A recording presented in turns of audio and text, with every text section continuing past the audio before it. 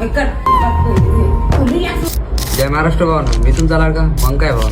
आतापर्यंत कधी मला रूमवर जाण्याची घाई नव्हती, पण या 2 दिवसात मला आता रूमवर जाण्याची लय घाई आहे. ती तुम्हाला पुढे दिसणारच आता का घाई आहे मला. आता पस्तीस बनलं ना, काही पोरं येतच नाही रे भाऊ लवकर. तेव्हा असं वाटतंय की जाऊन काय भका भका माराव काय त्याला. मग सर्वजण आल्यानंतर मग निघते आमचा छोटा हत्ती रांजणगावाकडे जाताना ट्रॉफिक लागणार नाही असं होऊ शकते का. मग त्याला पार करून आम्ही पोहोचलो रांजणगाव. मग तिथून पायी पायी आपल्या रूमवर. मला रूमवर येण्याची का घाई होती ती तुम्हाला आता समजून जाते. आहे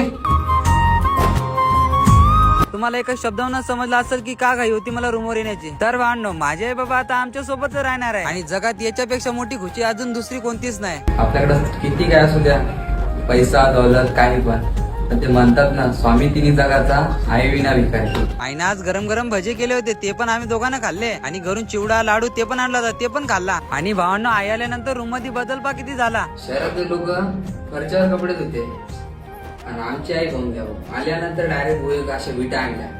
म्हणजे आम्ही आहे गावठी लोक, आम्हाला फरच्या धुता नाही, आम्हाला गोटेच पाहिजे. आम्ही गाद्या नव्हत्या आणल्या का भावांनो, त्याला आहे ना घरच्या घरी नाही का खोळ बनवली. आता आमच्या खोळ म्हणते, तुमच्या काय म्हणते तेवढं कमेंट मध्ये सांगा. हे तर सुरुवात आहे भावांनो, याच्या पुढे तर अजून काय काय होईल ते माहित नाही आपल्याला. आणि ते बघासाठी तुमच्या भावाला आताच फॉलो करून घ्या. आणि तोपर्यंत मग काय